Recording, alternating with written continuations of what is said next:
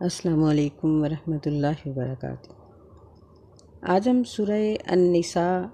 آیت نمبر 97 سے شروع کریں گے انشاءاللہ۔ اعوذ باللہ من الشیطان الرجیم، بسم اللہ الرحمن الرحیم۔ ان الذین توفاہم الملائکۃ ظالمی انفسہم قالوا فیما کنتم، بے شک ایسے لوگ جن کو فوت کرتے ہیں فرشتے اس حال میں ظالمی انفسہم کہ وہ اپنے نفسوں پر ظلم کرنے والے ہوتے ہیں، قالوا تو فرشتے کہتے ہیں فیما کنتم، تم کس حال میں تھے، قالوا کننا مستضعفین فی الارض، مجرم کہتے ہیں کہ ہم تھے مستضعفین، کمزور سمجھے گئے زمین میں۔ قالوا الم تکن ارض اللہ واسعۃ فتہاجروا فیہا،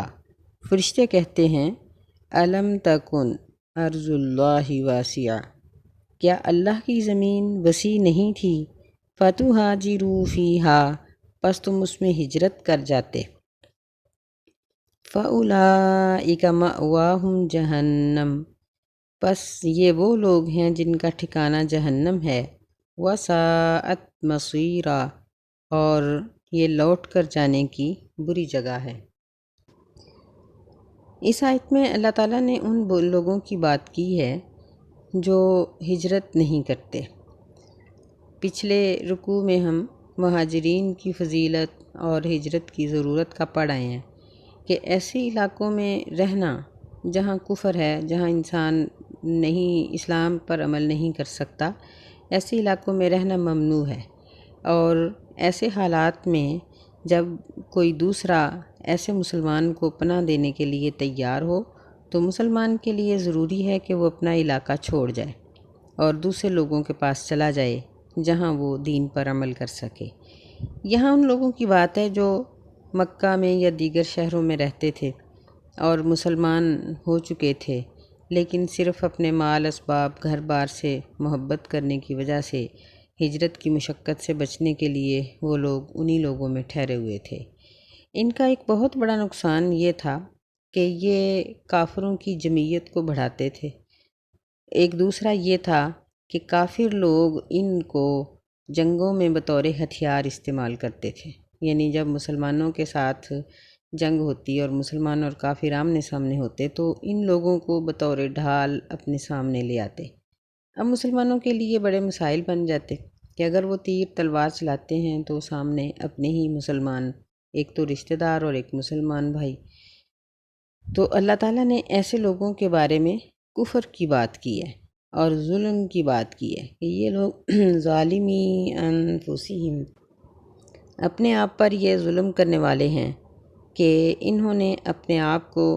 کافروں سے علیحدہ نہیں کیا اور ان کے پیچھے لگ کر ان کی رسومات کو ادا کرتے رہے اور اپنے جو شعائر تھے یا فرائض تھے، نوافل تھے، ان کو ادا کرنے سے یہ عاری رہے۔ تو ایسے ہی وہ لوگ جو کاروبار کی خاطر غیر اسلامی ملکوں میں چلے جاتے ہیں، پھر وہاں ان کی عورتیں حجاب نہیں کر سکتی یا وہ مرد داڑھی نہیں رکھ سکتے، وہاں اسلامی شعائر پر اس قدر پابندی ہے کہ عید نہیں پڑھ سکتے۔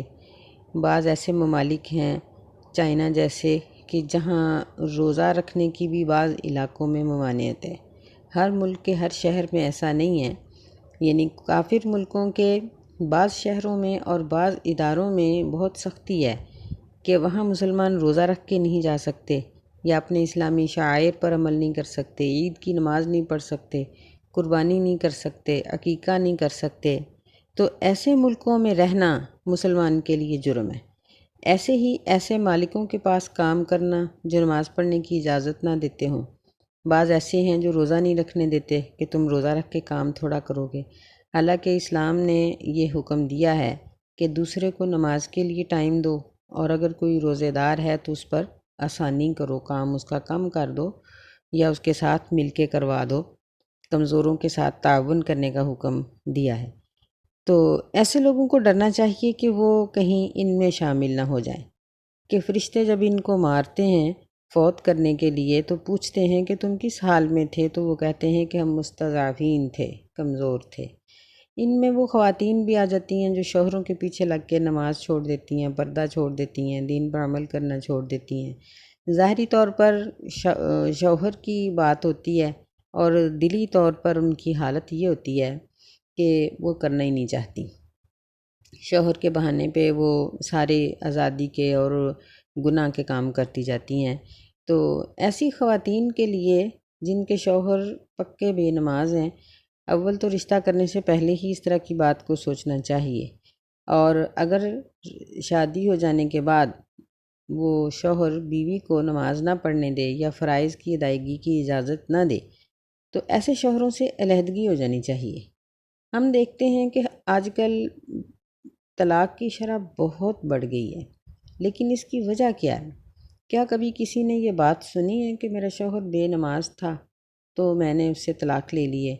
نشئیوں سے تو طلاقیں لی جاتی ہیں اس لیے کہ وہ کما کے نہیں لاتے، بلکہ وہ الٹا کہتے ہیں کہ ہمیں کھلاؤ۔ بے نماز شوہر سے طلاق لینا اور اس سے علیحدہ ہو جانا یا اس کے نکاح میں ہی نہ آنا، یہ مسلمانی ہے۔ اس چیز کی طرف غور کرنا چاہیے سب سے پہلے ماں باپ کو،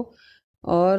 اگر لڑکا بے نماز ہے یا لڑکی بے نماز ہے تو سب سے بڑے مجرم ماں باپ ہیں جو ایسی جگہوں پر رشتے طے کرتے ہیں۔ ایسا کرنے سے بچنا چاہیے۔ یہ آیت ان تمام لوگوں کے لیے ہے۔ فرمایا الا المستضعفین من الرجال والنساء۔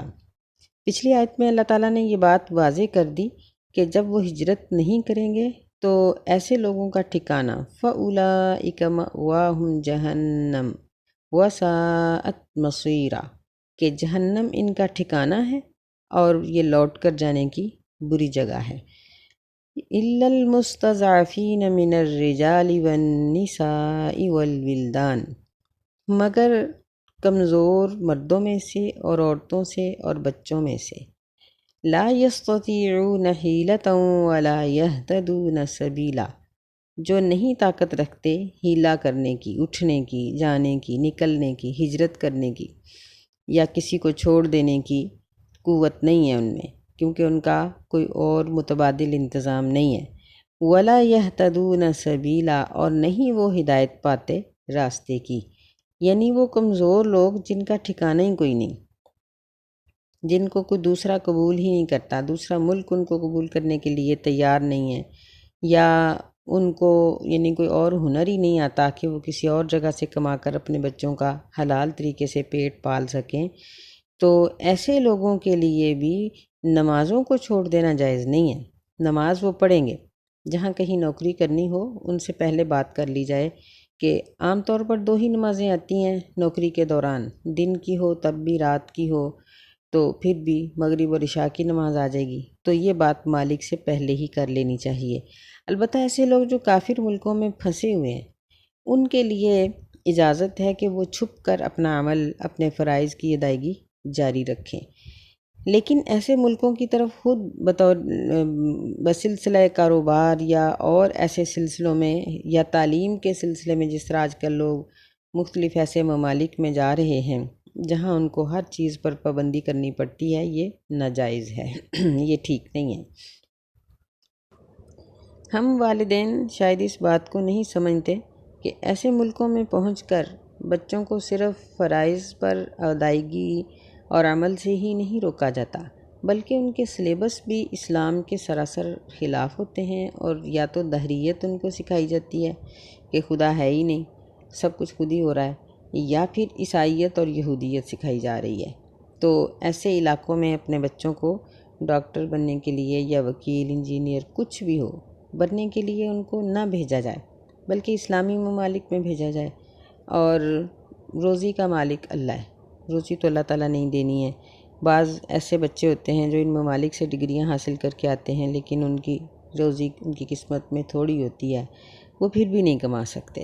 تو اس لیے احتیاط کرنی چاہیے۔ فرمایا فَأُولَئِكَ عَسَى اللَّهُ أَن يَعْفُوَ عَنْهُمْ، بس یہ ایسے لوگ ہیں کہ قریب ہے کہ اللہ تعالیٰ ان کو معاف کر دے۔ وَكَانَ اللَّهُ عَفُوًّا غَفُورًا، اور اللہ تعالیٰ معاف کرنے والا اور بخش دینے والا ہے۔ عفو کا مطلب یہ ہوتا ہے کہ جو پیچھے گناہ ہو چکے ہیں ان کی معافی اللہ تعالیٰ کر دینے والا ہے، غفوراً یعنی گناہ ہو جانے کے بعد اس گناہ کو بخش دینے والا ہے۔ وَمَن يُهَاجِرْ فِي سَبِيلِ اللَّهِ يَجِدْ فِي الْأَرْضِ مُرَاغَمًا كَثِيرًا وَسَعًا، اور جو شخص ہجرت کرنے کے لیے نکلے گا فی سبیل اللہ، اللہ کی راہ میں، تو وہ پائے گا زمین میں مراغمن کثیرا، بہت کشادگی۔ مراغمن یہ راغمہ سے ہے، جس کا معنی ہوتا ہے ناک کا خاک آلود ہونا۔ یہ عام طور پر عرب لوگ دشمن کے لیے یہ لفظ بولتے ہیں کہ فلاں کا ناک خاک آلود ہو جائے۔ تو لیکن یہاں اللہ تعالیٰ نے یہ مراغمن کا لفظ اس لیے استعمال کیا ہے، اور اس کا معنی کشادگی بھی کیا جاتا ہے کہ جب ایک شخص ہجرت کر کے اپنے مقصد کو پا لے گا تو اس کا دشمن اس سے یعنی پریشان ہوگا، اس لیے یہ لفظ یہاں استعمال کیا گیا ہے۔ اور فرمایا کہ جو اللہ کی راہ میں ہجرت کر کے نکلے گا اس کو زمین میں بڑی وسعت نظر آئے گی، مراغمن کثیرا وسعا، یعنی اس کے دشمن کو نامراد کرنے والی چیزیں اور وسعت اس کو مل جائے گی۔ ترجمہ اس کا ہم ایسے ہی کریں گے کہ وہ زمین میں پائے گا کشادگی بہت زیادہ اور وسعت، یعنی وہاں اس کو رہنے کے لیے جگہ بھی ملے گی اور اللہ تعالیٰ اس کو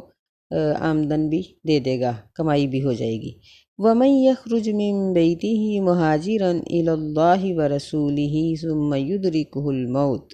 اور جو شخص ہجرت کر کے نکلے اپنے گھر سے، من بیتہ اپنے گھر سے، اللہ کی طرف،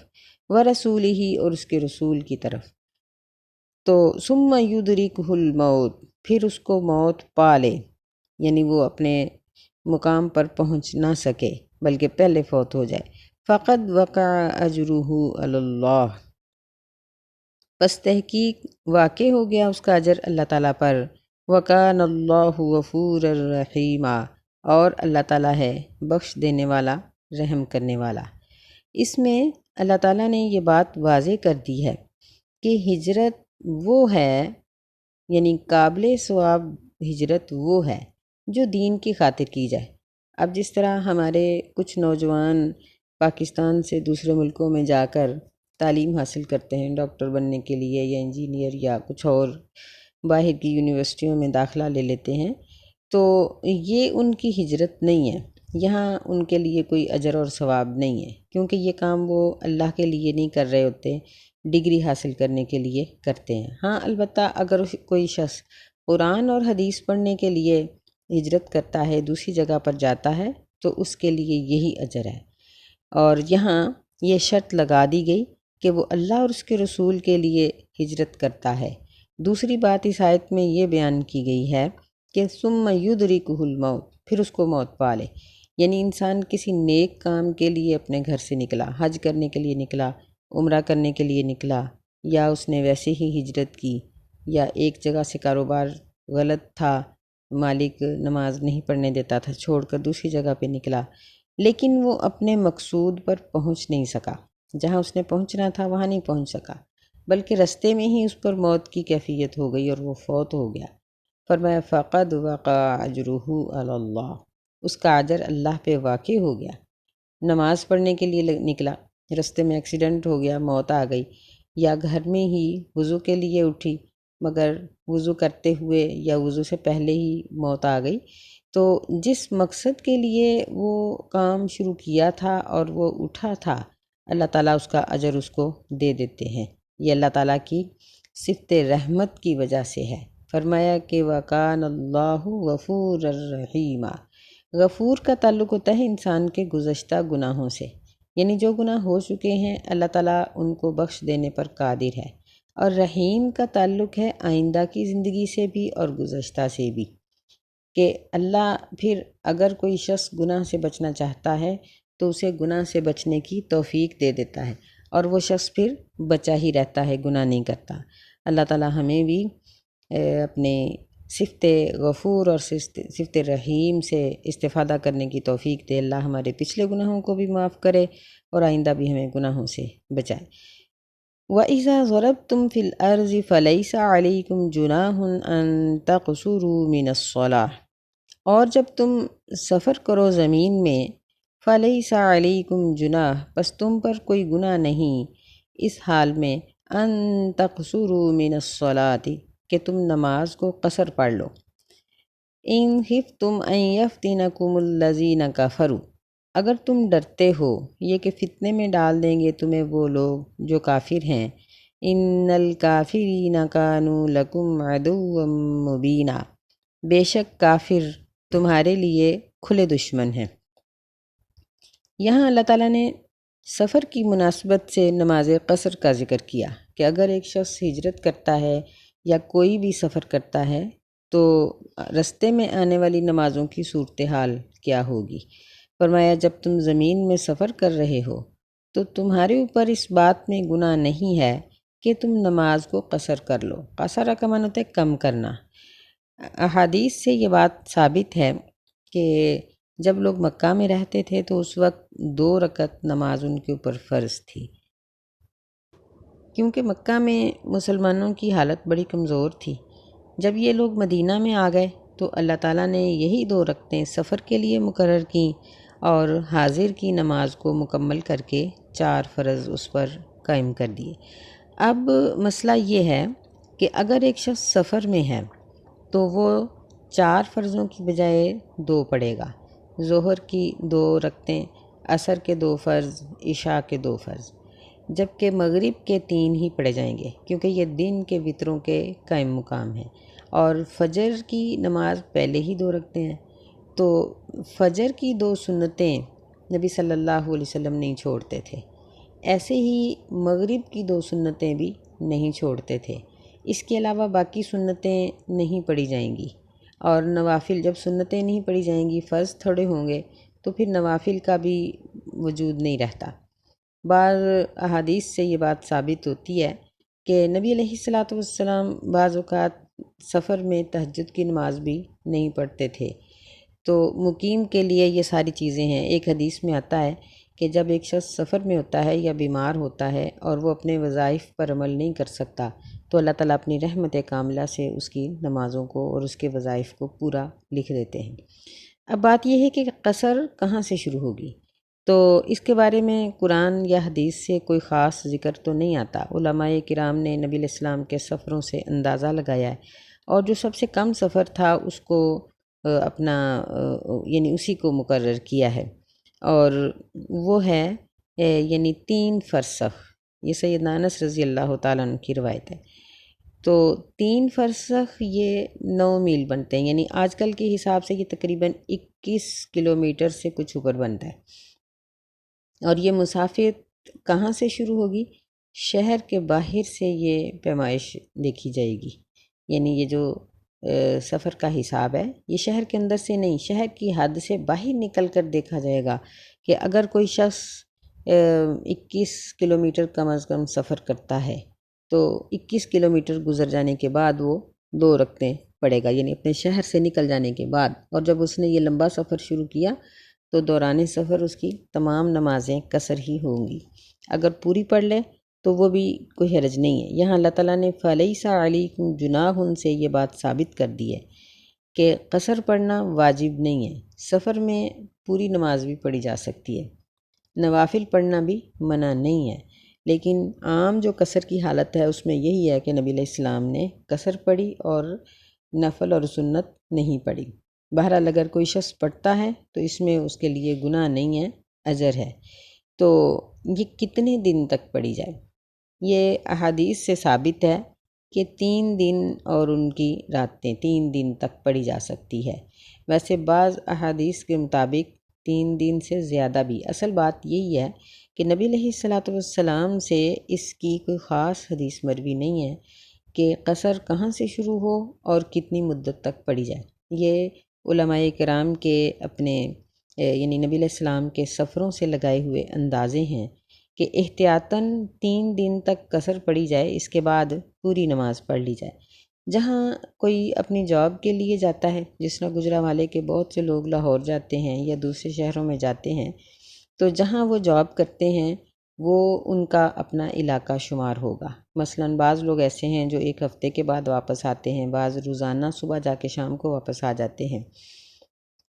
تو ایسی جگہیں ان کی اقامت گاہ ہیں، وہاں پہنچ کر وہ پوری نماز پڑھیں گے۔ البتہ رستے میں آتے جاتے جو نماز آئے گی وہ ان کی قصر کہلائے گی، قصر ہوگی، اور وہ مختصر ہی پڑھیں گے اس کو۔ یہ اللہ تعالیٰ کی طرف سے ایک بہت بڑی سہولت ہے۔